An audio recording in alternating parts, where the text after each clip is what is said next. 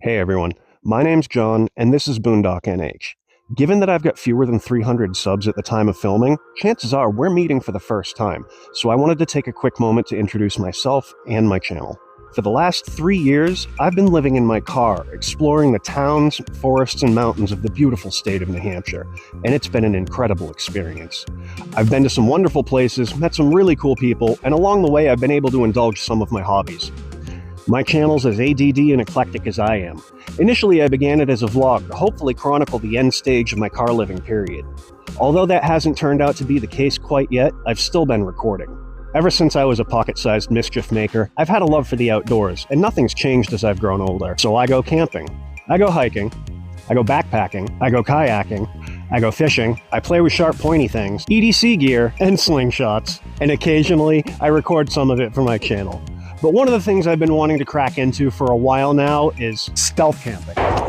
It seems like a lot of fun, and really, it's not a lot different from the stuff I've been doing as a long-term vehicle dweller. The only difference is taking a camera, hitting record, and then sharing it with you guys afterwards. So I've been wanting to film my first YouTube stealth camp, and technically at the beginning of the year when I started the channel, I did film and post one, but I really wasn't satisfied with the results, so I ended up deleting it. So now that I'm doing another one, I really wanted to choose a location that stood out. And there's a place that I've passed multiple times over the years that I knew would be the perfect stealth camp. And now it's finally time.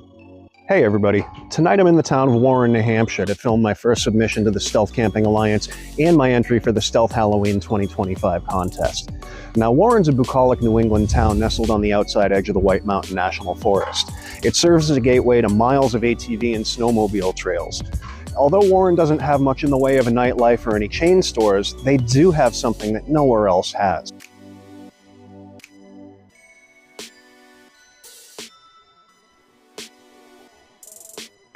A giant ballistic missile in the middle of town, and I'm going to stealth beneath it. This monster is the PGM-11 Redstone rocket, America's first guided nuclear ballistic missile. Its story is one of military intrigue, extinction-level brinksmanship, and human history-changing achievement. In the waning days of World War II, the United States began a secret intelligence program named Operation Paperclip. Its purpose was to recruit former German scientists and engineers and put their technological advancements to work for the U.S. war effort in the Pacific theater. With more than 1,600 Germans recruited, the most consequential was likely rocket scientist and former Nazi SS Major Wernher von Braun, inventor of the fearsome V-2 rocket. The world's first guided ballistic missile was infamous for killing nearly 3,000 Britons in terrifying barrages. Had the V-2 been deployed a year sooner, world history may have been vastly different. Now working for the U.S. Army Ordnance Corps at the Redstone Arsenal in Alabama, von Braun and 130 Germans developed what was essentially the V-2 version 2.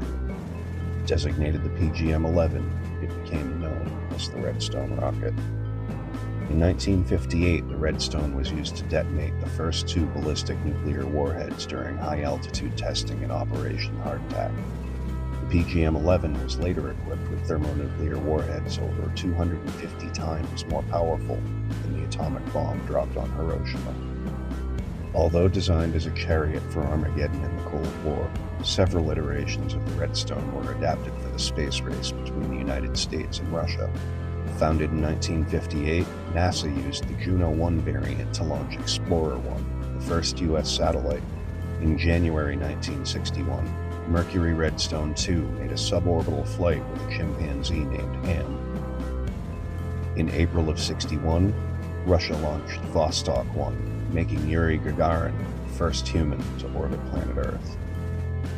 A month later, Mercury Redstone 3 launched the first American into space, Alan Shepard, and 2 months later, Gus Grissom, the second American and third human to touch the stars. Redstone variants Saturn 1 and 1B were used to develop a new rocket, the Saturn V. As part of the Apollo program, it would eventually carry 24 men to the moon, half of them becoming the only humans to set foot on another celestial body to this day. All right, so this is the Redstone PGM-11 Ballistic Missile, and I'm going to be sleeping right beneath the tail fin assembly here on this concrete pad. Now, looking around, this is about as open as you can get. We've got Town Hall right there, a bunch of houses all around this common here, another house, a church, then the Historical Society, and then right across from it is the Volunteer Fire Department. Now, the problem with this parking lot here is it's also the most common place that the local police set up a speed trap. So if I'm going to get busted tonight, it's probably going to be from a cop parking 12 yards away from where I'm going to be sleeping. The Redstone was basically designed as an Uber for nuclear Armageddon. And given everything going on geopolitically in the world, I can't think of a spookier reminder of just how close to midnight we really are. So I thought it was going to be a fitting entry for the Halloween stealth camp contest. In the meantime, this is going to be a challenging camp for a couple of reasons. We've already hit frost conditions, and the forecast is calling for about 36 degrees F, 2 degrees Celsius tonight. Now, it's only about 6 o'clock, so it's still far too bright and far too busy out for me to get set up. So I'm going to disappear for a couple hours and get ready, and I'll be back at about 11 o'clock. I think that'll be a good time to get this started. Now, because I'm going to be sleeping on an exposed concrete pad in potentially freezing conditions, I really needed to think my plan through here. In order to stay warm, it starts with me and how I'm dressed. Now, I've got on quality synthetic base layers underneath my clothes that are not only going to insulate me, but they'll transport moisture away from my skin, which is really important in cold weather. Then on top of that, I'm wearing some heavy jeans, and for my top, I've got a fleece hoodie. Over that, I've got a vest, hat, gloves, and if I need it, I'm bringing along a face mask, but I don't think I will. One of the big concerns is that concrete block. It is a couple thousand pounds of thermal mass that's going to rob me of every BTU my body can generate, and it's also going to potentially condense any moisture that's in the air, either forming dew or frost. For my first barrier against that, I'm turning to my trusty 15-year-old Thermarest Ridge Rest closed cell foam pad. So this is going to be my first layer of defense. It's not all that comfortable, but it will give me a little bit of cushion, and most importantly, give that first layer of separation against the concrete. On top of that, I'm going to use what's called a bivy bag. This is a weatherproof shell that's designed to go over your sleeping bag. And one of the problems with a lot of bivy designs is that they do tend to trap moisture on the inside of them, and that's really bad in the cold weather because that could potentially freeze, and it robs you of the insulative power of your layers. Fortunately, this has Velcro enclosures, so I don't have to zip it up all the way around, so I can adjust the amount of venting that I need. At this point, I would usually put an insulated air mattress in here for comfort. Now, both of mine that I do have are leaking, and I haven't troubleshot them and fixed them yet. So I came up with a different solution that I actually purchased for my car. This is a USB-powered sleeping bag here that I picked up on Amazon. I forget the brand, but I've got it coupled with a 20,000 milliamp USB battery pack, and I've tested it out, and it actually is pretty darn warm. So failing an insulated pad, I think that this is going to give me a little bit of extra warmth that I need. The most important thing to keeping warm is going to be my sleeping bag. And this is a Slumberjack 20-degree synthetic filled bag that I'm going to be using. And one reason I do like synthetic, again, is because of moisture. A synthetic bag, even when damp, is going to insulate you better than a down bag. It is more bulky, it's more difficult to fit into a pack, but I think it'll work pretty well. So I'm going to roll this up into a bedroll and then stuff that into my pack. And this is how I'm going to travel to the site when we get there.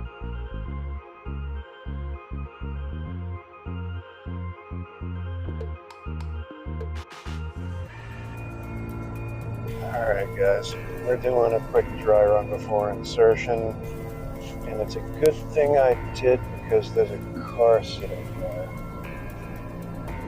Fuck. That's a problem. At least it's not a cop, but either someone's in it or someone's coming back for it. Well, I'll go and give it a few minutes and then we'll take another pass through. Well, we're about to try another drive-by to see if that car is still there or if it's occupied. Since this town is so slow, I can't keep making repeated passes. Hopefully that car moved on. No, I can still see the reflection of the headlights in there.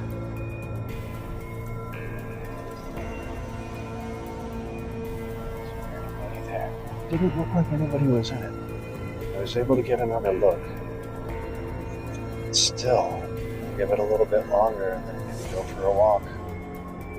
I don't want to give up on the camp just yet. Burn a little bit of time, come back for another pass.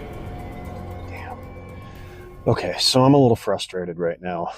There's a car parked about 10 yards beside the missile, right outside the wooden fence. And yeah, I've passed it twice now in a half hour, and it's still there. It almost looks like the passenger side window is down. I can't see anybody in the vehicle. It doesn't look like the seats are reclined, so I don't think anybody's taking a nap or anything. If it's sitting there, that means somebody's going to come back for it. So there's a super high chance of getting busted. Now, I don't know what I'm going to do. Should I wait more and then see if it's still there and then just chance it anyway? Do I pretend to pull into the same parking lot for a while and check to see if anybody's in there? I don't know. I don't want to pass by too many times and make it look like I'm casing their car to rip it off or something like that. No, not ideal. I don't know, man. We'll see how it goes. I'm going to give it a little bit more time and then take another pass. And if the car is there, I'm going to swing around the fire department and verify whether or not it's empty, because it's been there for almost an hour now, so chances are it is empty. I'm going to risk it. I've wanted this camp for so long, but I'm not going to turn back now. And, well, hell's bells. If I get busted, I get busted. So I'm just getting to the point where I should be able to see it. And that vehicle is gone. Nice. Okay, we are good to go. I was worried that that car wasn't going to go and somebody was in it. Okay, final approach.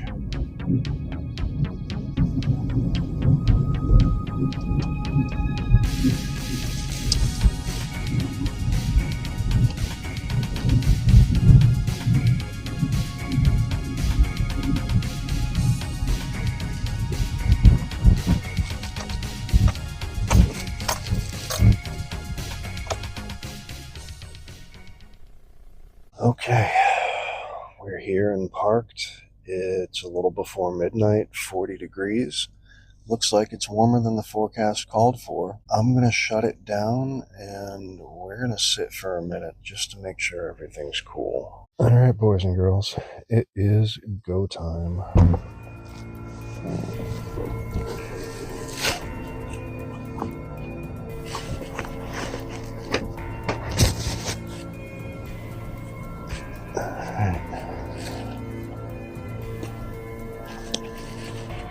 Click. Here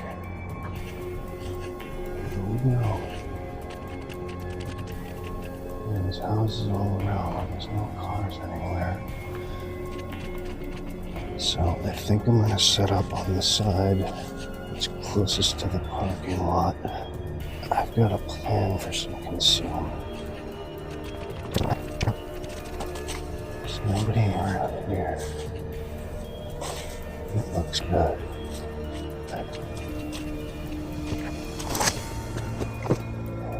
Back there. So I've got these magnetic hooks I'm going to put on the side of the rocket, and then I'm going to hook some perforated camouflage netting and hopefully give myself some cover.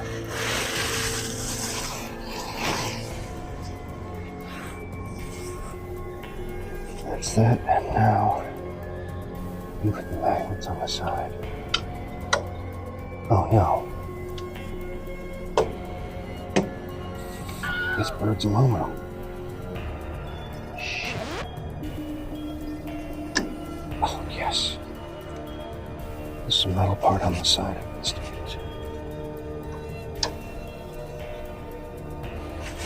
Beautiful.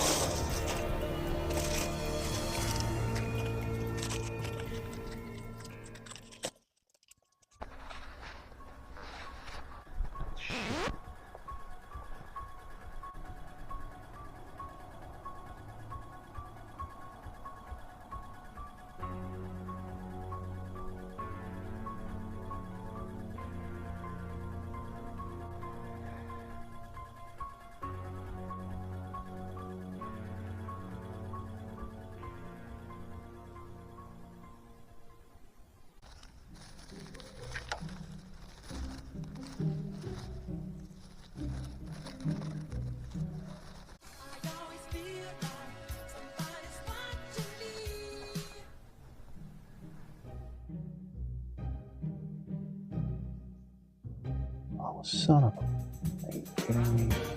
Okay. Alright, you got me there.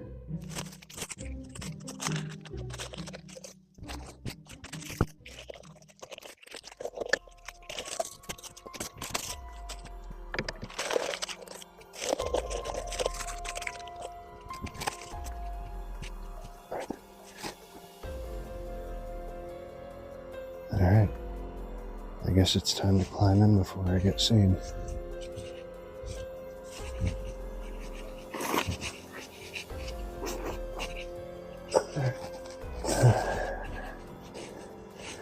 Well, I think we're gonna go up there. It looks like I can fit.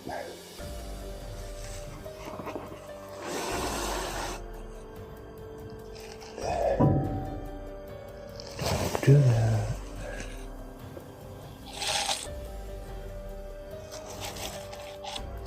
Okay.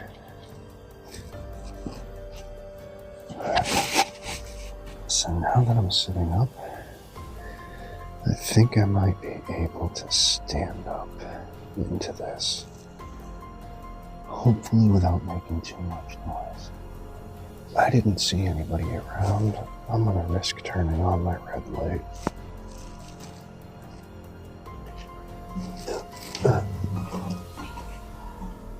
Okay, we're up and in. Oh wow, that's cool. Alright, I'm gonna take this off the chest rig and we're gonna have a proper look around.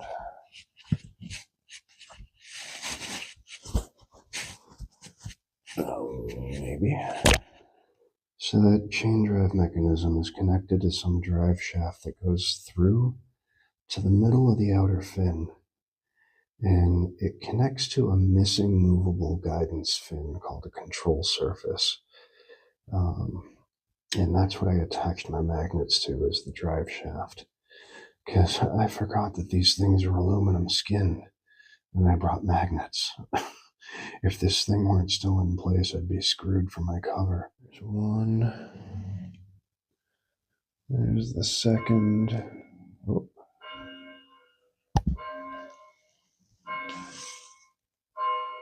That means it's the witching hour.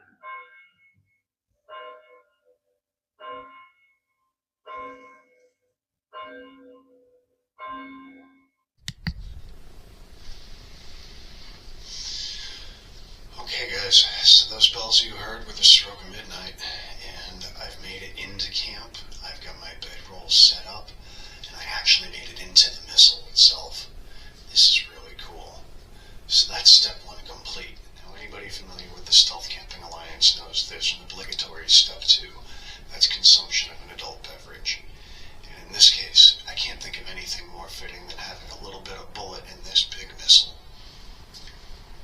Now typically, since I've been living in my car, I have a hard and fast rule where I don't consume alcohol below 40 degrees, because it's a great way not to wake up. But I just checked the temperature in my car before getting out here, and it's only 40 degrees. So prost, cheers, salute.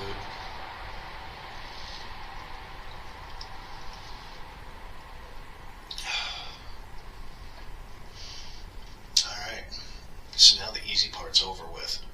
Now it's getting away with the rest of the camp. Let's take a look up. Oh, my light doesn't show it that well. Oh, that's a little bright.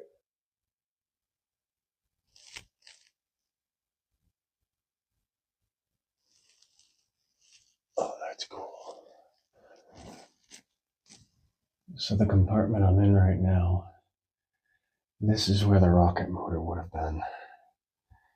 This is where the rubber met the road.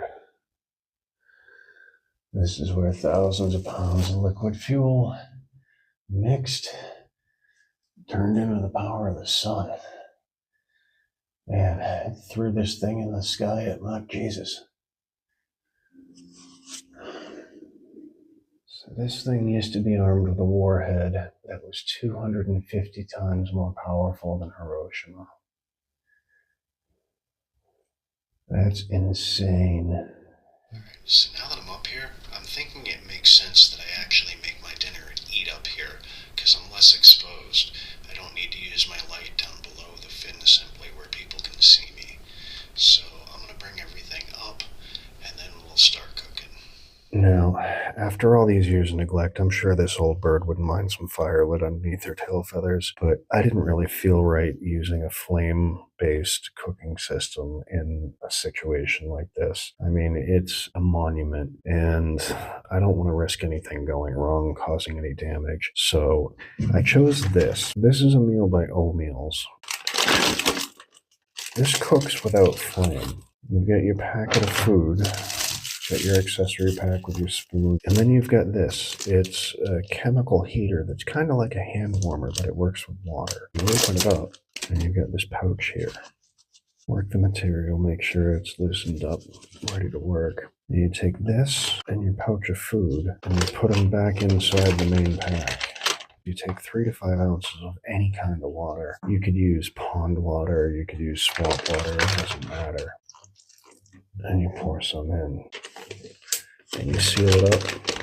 It's kind of hard to tell, but there's a vent hole right there, because this thing will get so hot that it'll start pouring steam. And if I were cooking on the lower level down on the concrete, that steam might give me away to passersby. So at least in here, it wouldn't be noticed. It takes a good 2 or 3 minutes before these chemical packs really start cooking, but we're going to set that there for now. I'm going to have some water, because especially in cold weather, a lot of people forget they need to hydrate.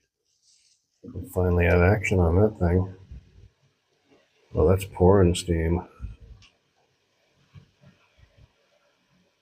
Yeah. Alright, so this thing's been cooking away for a while now. I'm sure it's plenty hot to eat. One thing I usually do with these is I cut them down much lower than their perforation. That way I can use the container like a bowl. So that's what we're working with for dinner. It's our chickpea masala. Switch to regular lights for just a quick second. Actually, it really looks good. It's got spinach in it. It smells pretty good. Get back that red light. Right, let's give it a go.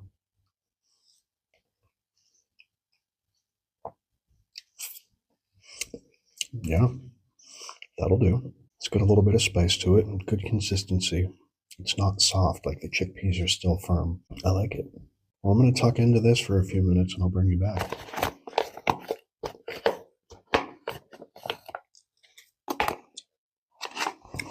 All right. Well, that's dinner. So I'm going to make sure I get all of my trash packed back up in the bag. Every camp, including a stealth camp, should be leave no trace. Especially at a location like this. I don't want to disrespect it by leaving trash around. So now it's time to slip back out of the belly of the beast and work my way into my bedroll. And yeah, it's about 1 o'clock. I'm getting a bit tired. I have to be really careful not to hit these iron plates. And before I dip down, I'm going to kill my light. Uh-oh. Here come the po-po. Too much murder. And when they get here, they're going to find out that we the shit. Well, that's 1 o'clock. I need to get turned around without hitting these plates. Alright, well, it's getting real now because the Crocs are coming off. Alright, well, this is my view for the night. Got white mesh on one side. Got the black mesh in front. And then a double layer of white mesh against the parking lot, which is the most likely place somebody would pull in and possibly bust me. So, the coolest thing about this is my view looking up. I know it probably isn't coming through on the video, but it is so cool looking up at the stars against the body of this rocket. So I am tucked in beneath a ballistic missile. How cool is that? Alright guys, I'm settling in for the night. I just checked the weather and it is in fact 36 degrees, and it definitely feels it. But I'm warm enough. My hands are a little chilly, but I haven't put on my gloves yet. I'll fix that in a minute.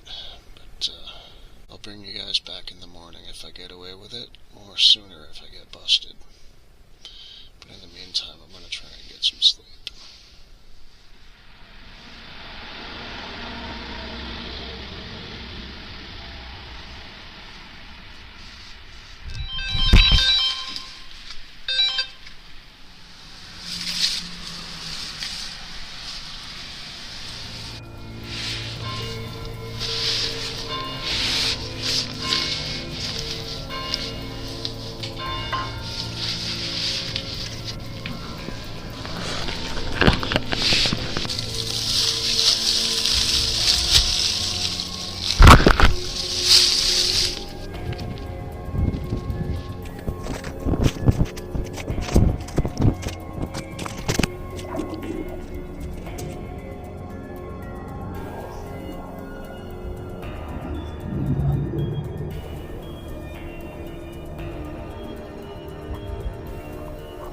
Alright, so there it was.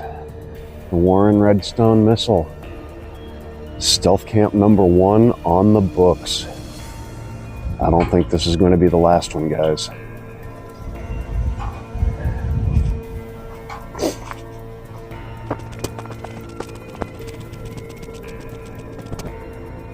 Take one final look. There she is. And here I go.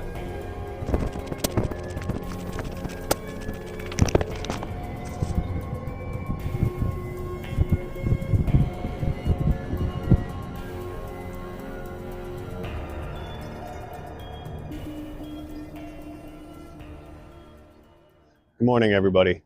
The sun's finally coming up. It's about an hour and a half later. I've already left town and got some breakfast on the way, but I wanted to take a minute to do an after-action report because I had a blast on that stealth camp.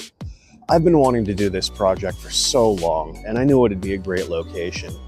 Now, I realize that my filming isn't the best. My execution probably could have been better, but in all, I had a blast. Now, I was really frustrated in the beginning because of the false start with that vehicle that was parked in the lot right beside the missile. It got me started way later than I wanted to, but in the end, everything turned out okay. I was able to get in clean, respect the location, get out clean, and I had a lot of fun in the process. And that's really what stealth camping's all about. I think one of my favorite memories of this stealth camp is going to be laying on my back underneath the tail fin assembly, looking up the body of the rocket, and being able to see the heavens and the stars above. It's a memory that's going to stay with me for a really long time, and hopefully a couple of the photos I took did it some justice. It was really cool to be able to get inside the rocket as well. That's something I wasn't expecting. It was unfortunate that I saw the graffiti in there, but you're pretty much going to find that anywhere a human being can access. So it is what it is. I just wanted to thank you guys for watching along for my first YouTube stealth camp, and I hope you guys enjoyed it, because I certainly had a good time. Now, I don't think this is going to be my last stealth camp, but I don't know when my next will be. But when I do, I hope I'll be able to bring you guys along for the ride. In the meantime, take care, everybody. Boondock out.